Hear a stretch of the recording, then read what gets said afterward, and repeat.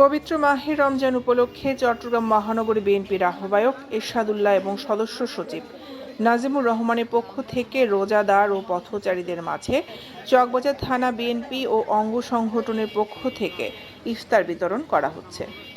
ইফতার বিতরণের অষ্টম দিনে প্রধান অতিথি হিসেবে উপস্থিত ছিলেন চট্টগ্রাম মহানগরী বিএনপির যুগ্ম আহ্বায়ক শওকত আজম খাজা।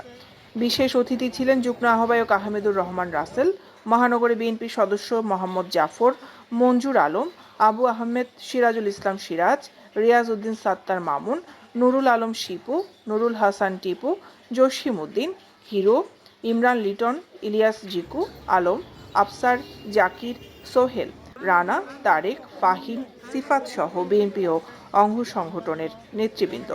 প্রধান অতিথির বক্তব্যে শওকত আজম খাজা বলেন, বিএনপি কৃষক, শ্রমিক, মেহনতি মানুষের তথা গণমানুষের দল।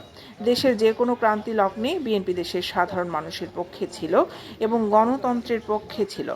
আগামীতে সুষ্ঠু নির্বাচনের মাধ্যমে দেশের সাধারণ মানুষের ভোটে বিএনপি সরকার গঠন করতে পারলে বিএনপির ভারপ্রাপ্ত চেয়ারম্যান তারেক রহমানের নেতৃত্বে এদেশের সাধারণ মানুষের ভাগ্য উন্নয়ন সম্ভব হবে।